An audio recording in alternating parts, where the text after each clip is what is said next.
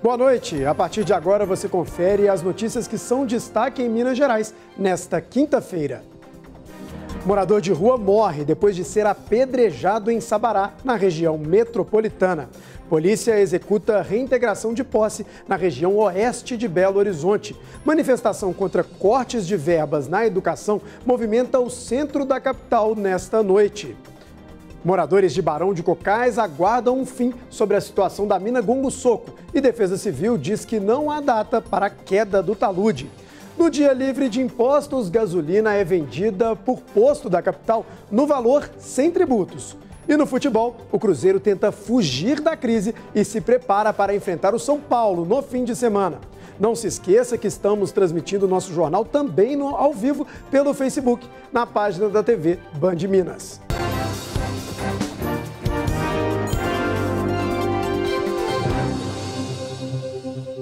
Um morador de rua morreu depois de ser atacado com uma pedra na madrugada de hoje em Sabará, na região metropolitana de Belo Horizonte. De acordo com a Polícia Militar, os funcionários de uma padaria que fica próxima ao local ouviram o ataque e saíram do estabelecimento para verificar o que estava acontecendo. Do lado de fora não encontraram ninguém, mas avistaram um morador de rua deitado em um colchão ensanguentado. O homem foi socorrido pelo SAMU, mas não resistiu aos ferimentos e morreu. As pedras utilizadas no crime foram encontradas próximas ao colchão. A vítima ainda não foi identificada e ninguém foi preso. No segundo dia de protestos unificados pelo país contra o contingenciamento de verbas para a educação pública anunciado pelo governo federal, Belo Horizonte também registra manifestações. Um protesto é realizado neste momento no centro da cidade e quem acompanha a movimentação é a repórter Luciana Viana. Boa noite, Luciana. Boa noite, André. Boa noite a todos. A nossa equipe, eu e Cláudio Yoshinaga, estamos aqui em cima de um dos caminhões, não é? Os manifestantes concentrados aqui na Praça Afonso Arinos, bem em frente ao prédio de direito da UFMG. São cartazes, faixas e também, a gente ouve, não é, ao fundo, os manifestantes cobrando o repasse, enfim, a verba para as faculdades federais em todo o país. Agora, André, a ideia é de que os manifestantes se desloquem até a Praça da Estação. Eles que chegaram aqui por volta das 5 horas da tarde, um grupo pequeno, agora já se estende, o trânsito já está interditado por aqui, mas a BH Trans está presente tentando monitorar, não é, para não deixar o trânsito aí se complicar ainda mais. A Polícia Militar também se faz presente e, como eu disse, eles seguem por aqui por enquanto, tá? Mas a ideia é se deslocar realmente até a Praça da Estação. A gente fica por aqui, mas volta a qualquer momento com outras informações.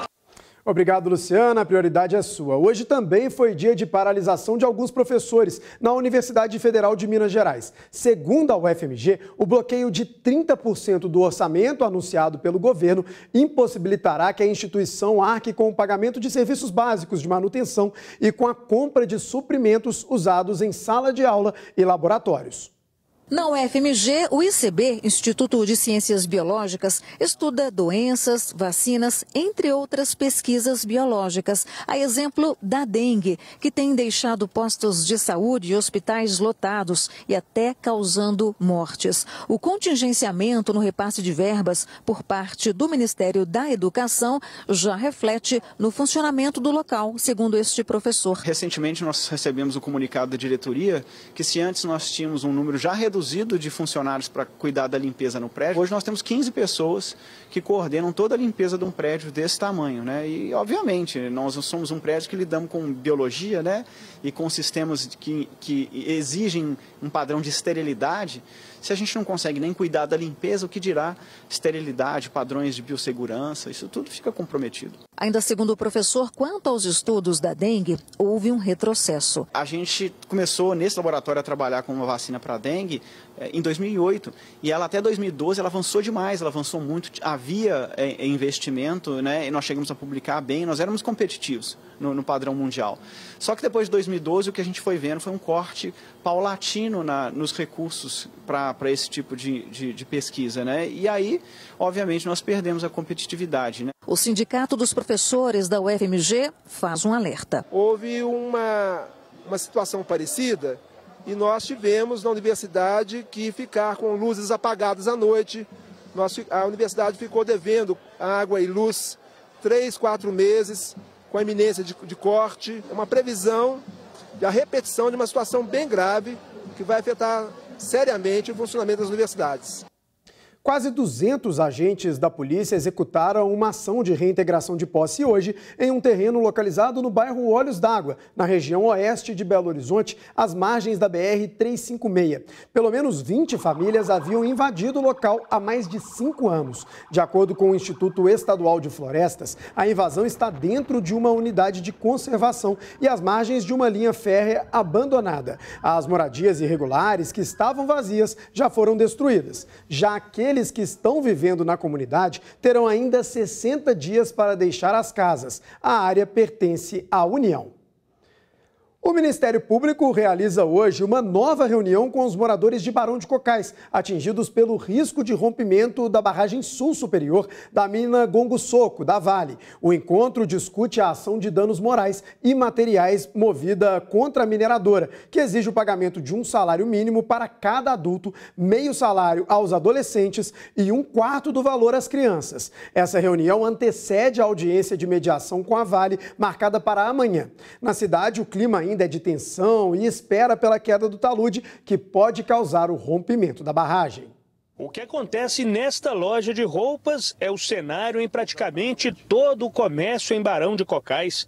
Corredores vazios, vendas ladeira abaixo. Meu gerente falou 40%. Eu sinto que caiu mais que isso. Junto com o medo de uma ruptura total da barragem da mina Gongo Soco, a apreensão pela incerteza cresce com o passar dos dias e a indefinição da situação. A gente fica meio em desespero, né? Porque é uma situação de chove e não molha. Você não sabe, amanhã a previsão vai chover e não chove. Vai estourar e não estoura. Então a gente fica à mercê de tudo. Eu não sei se amanhã eu posso perder meu emprego, se eu vou continuar trabalhando.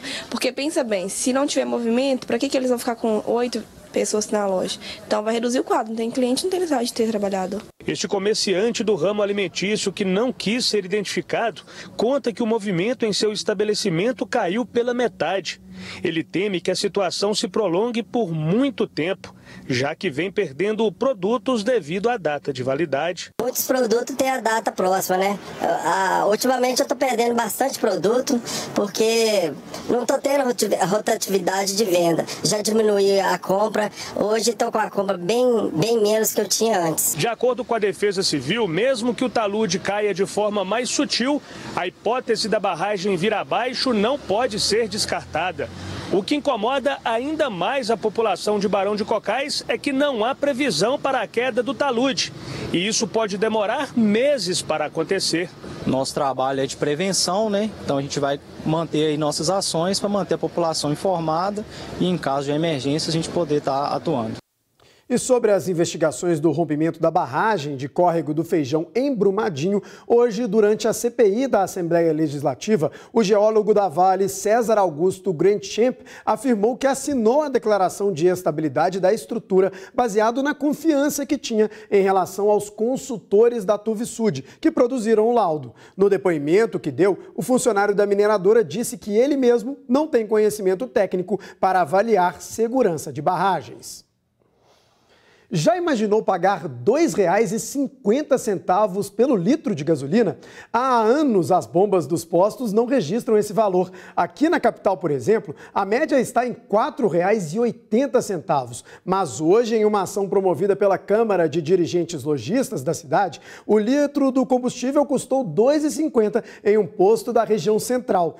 Esse é o valor do produto, sem nenhum imposto. E foi vendido dessa forma para chamar a atenção dos governantes para a alta carga tributária cobrada no país. Fila quilométrica para abastecer o carro. A grande maioria dos motoristas chegou por aqui bem antes do posto abrir. Ou melhor, antes mesmo dele fechar. Que via às 18 horas mais ou menos. 18 horas, ou seja, obviamente dormiu dentro do carro. Dormi dentro do carro. Cheguei ontem às 19 horas. Chegamos ontem, 8 da noite. A justificativa está nesta placa. No Dia Livre de Impostos, campanha organizada pela Câmara de Dirigentes Lojistas de Belo Horizonte, a gasolina foi vendida totalmente livre de tributos. E aí, o motorista que pagaria R$ 4,67 no litro, pagou apenas R$ 2,52. A espera na fila valeu a pena. Na atual situação que o nosso país está, vale muito a pena. Cai o valor, né? A metade do valor da gasolina, então compensa muito. Você encheu um tanque por R$90, onde a gente faz isso aqui? Então, desconto bom aí. Isso mostra o tanto que a tributação nossa é alta do ICMS, né? E numa conta simples, dá para ver o tamanho da economia. Cada carro podia ser abastecido com até 35,58 litros. Hoje, essa quantidade saiu por R$ 90. Em um dia comum, sairia por R$ 166,49. Já para os motociclistas, estava liberado encher o tanque. Com esse valor aqui, se fosse assim diariamente, eu acho que em torno de uns R$30, R$35 no máximo. Num dia normal, no preço normal, você gastaria quanto para encher o tanque? Uns R$70, R$80. Uma diferença bem gritante. A ação no posto é possível graças ao Minaspetro, o sindicato do comércio varejista de derivados do petróleo do estado de Minas Gerais. O presidente do sindicato ressalta que o combustível no estado mineiro tem condições de ser bem mais em conta. Um dos impostos que mais encarece a gasolina é o ICMS. É possível ter um combustível com uma carga tributária mais justa. Hoje a gente está vendendo combustível aqui quase pela metade do preço, provando para o consumidor, né, que o problema não é do posto, é do imposto. O consumidor mineiro paga 50 centavos a mais de tributo do que São Paulo. A nossa proposta é essa adequação tributária e aí sim a gente vai ter um combustível mais barato. Mas esse problema de imposto abusivo não fica limitado apenas aos combustíveis. Aqui na Praça 7 foi montado este mercado justamente para mostrar a porcentagem de imposto que é cobrado em cada item da cesta básica. Por exemplo, quando você compra um óleo de soja, você está pagando 11,20% de tributos. Um pacotinho de macarrão, esse índice passa os 16%. A campanha Dia Livre de Impostos chega à sua 13ª edição. Ela começou aqui em Belo Horizonte e se estendeu por todo o Brasil. Além de conscientizar, hoje os responsáveis lutam por uma reforma tributária. A preocupação é que mantenha os direitos das micro e pequenas empresas e que reduza a carga tributária, simplifique processos e que a gente, com certeza, com essa redução da carga tributária, essa justiça tributária, a gente possa desenvolver o Brasil, um desenvolvimento sustentável e fazendo um desenvolvimento social também. Além de reduzir, a iniciativa luta para que o Brasil também distribua melhor os impostos recolhidos. A gente acha que com impostos menores a gente vai conseguir arrecadar mais, o Brasil vai arrecadar mais e vai conseguir oferecer serviços de melhor qualidade. O governo de Minas diz que vai investir 21 milhões de reais em serviços de revitalização de escolas estaduais. O anúncio foi feito hoje pelo governador Romeu Zema e a secretária de Estado de Educação, Júlia Santana. A primeira fase do programa Mãos à Obra na Escola vai beneficiar 132 unidades com necessidades de obras emergenciais em 92 municípios. E depois do intervalo, o futebol. Vivendo uma crise, Cruzeiro tenta reagir no Brasileirão no jogo contra o São Paulo no próximo domingo.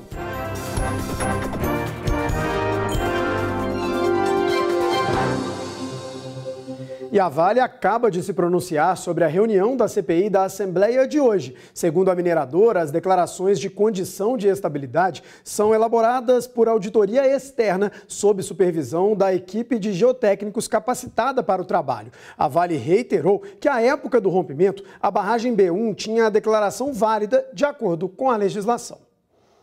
E agora o futebol. O Cruzeiro vive um momento complicado em campo e também fora dele. As vitórias não vêm há 5 partidas e o time ainda é investigado pela polícia após denúncias de irregularidades na administração. Neste domingo, a equipe tem a oportunidade de reagir no jogo contra o São Paulo. Há 5 jogos sem vencer, o Cruzeiro vive o pior momento desde a chegada do técnico Mano Menezes ao time, há cerca de 3 anos. Para completar, o clube tem sido investigado por suspeita de fraude financeira e operações irregulares com um jogador menor de idade. O que a gente está preocupado é pelo que faz dentro do campo, né?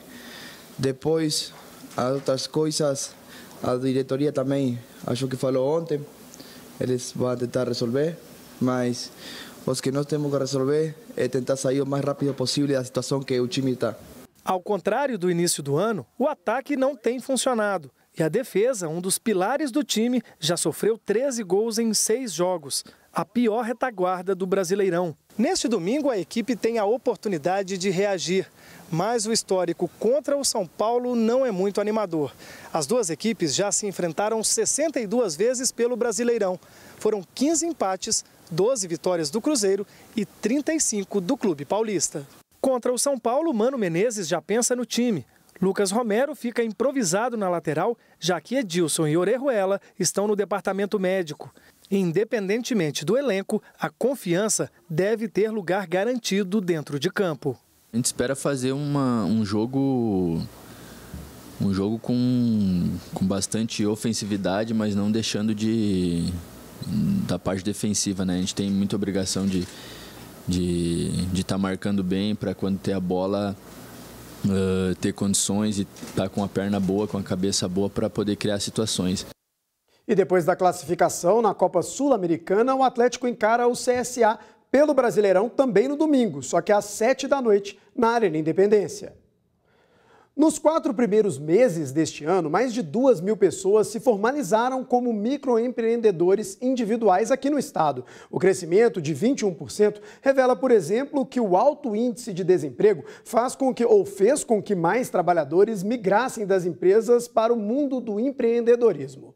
Há uma década, uma lei complementar facilitou a formalização com condições únicas para empreendedores brasileiros. Há 10 anos, Felipe tinha uma pequena banca onde ele vendia placas. Com o MEI, ele teve a oportunidade não só de manter o negócio, mas também crescer. Hoje, a loja ocupa um espaço de 30 metros quadrados. É uma caminhada que o MEI me facilitou muito, justamente por ele proporcionar oferta junto ao banco, facilidade para ter máquina de cartão, para começar realmente o MEI, ele facilitou muito para poder chegar nesse momento aqui, né? Assim como o Felipe, podem ser MEIs, trabalhadores que faturem até R$ 81 mil por ano, não tenham participação em outra empresa, tenham até um empregado e desempenhem alguma das 490 atividades permitidas. Esta especialista explica que entre os benefícios do MEI estão a agilidade e gratuidade. Você tinha que investir um valor muito alto para abrir a empresa, para fechar a empresa,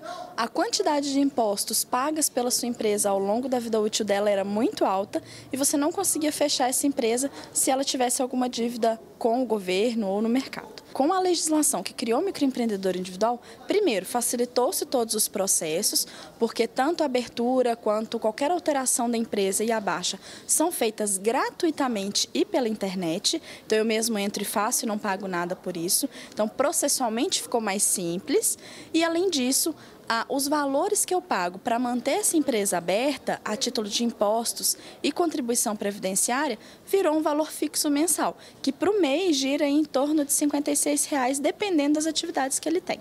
Em Minas Gerais, o número de registros aumentou mais de 20% no último ano. Só nos 4 primeiros meses de 2019, mais de 2.000 pessoas cadastraram os negócios delas. Já são 941 mil MEIs no estado, cerca de 12% de todo o país. Os altos índices do desemprego contribuíram para que mais pessoas migrassem para o empreendedorismo. Além de estar no mercado formal, ter garantido o meu direito ao INSS, ter uma renda que eu possa manter minha família. Quando eu faço isso dentro de uma economia formal, sendo formalizado, tendo registro, eu ainda posso reverter esse meu valor em benefício financeiro para o meu município e para o meu estado. Se você está dentro das condições para se tornar um MEI, acesse o portal do microempreendedor e cadastre-se. E veja a seguir, na contramão do país, a inadimplência caiu em Belo Horizonte no último mês. O planejamento é essencial para não ficar no vermelho.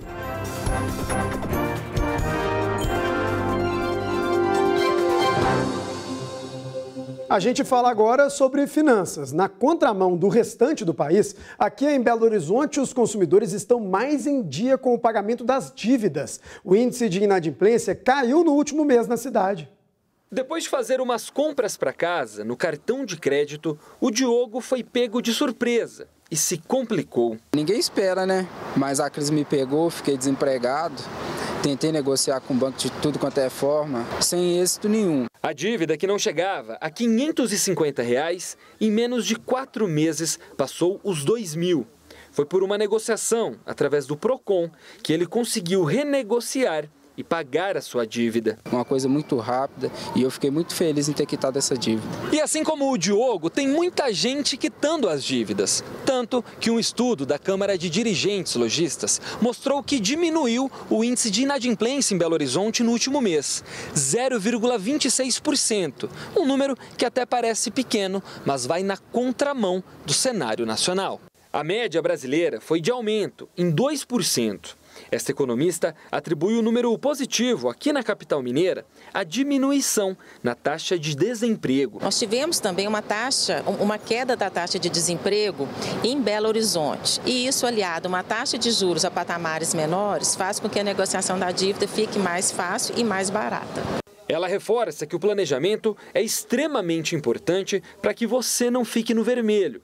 E uma continha básica pode ajudar. 50% você gasta com as suas necessidades, com as suas contas de água, luz, telefone, suas contas básicas. 15% faz uma economia e 35% você pode gastar com o seu lazer, com a sua academia, com suas aulas, o que for necessário. Mas para quem não se organizou e já está devendo, uma campanha de um banco tem ajudado os negativados. Até um caminhão foi colocado na Praça da Estação para as negociações. É uma ação nacional que vai permitir todos aqueles clientes da Caixa que estejam em atraso há mais de 360 dias, que eles possam liquidar a sua dívida com descontos que variam de 40% até 90%. Elas têm um prazo de 90 dias para fazer a liquidação à vista com esse desconto. O caminhão fica em Belo Horizonte até sexta que vem, dia 7, mas a Bianca não quis esperar. Tinha dívidas com cartão de crédito e empréstimo consignado. O valor total chegava a R$ 5.000, mas ela quitou tudo por menos de R$ 1.500. Eu achei que pelo tempo de dívida foi uma boa renegociação. É bom a gente ter o nome limpo, né? Sem o nome a gente não consegue fazer nada. Chegou a hora de você programar o seu fim de semana com as dicas da nossa agenda cultural. Começamos com as estreias do cinema. Na telona, a história de um cãozinho que é o xodó da Rainha Elizabeth, entre os outros que vivem no palácio. Rex é o queridinho. Acostumado com as mordomias da realeza, tudo muda quando ele cai na armadilha de um outro cachorro que quer tomar o lugar dele. Preso no canil da cidade, ele agora vai precisar de toda a ajuda que conseguir para voltar ao palácio e retomar o lugar como o favorito da rainha. Cordy, Top Dog, na telona. Ainda na telona, Godzilla 2, Rei dos Monstros. A nova história acompanha os esforços heróicos de uma agência criptozoológica, à medida que integrantes combatem uma série de monstros gigantes, incluindo o poderoso Godzilla.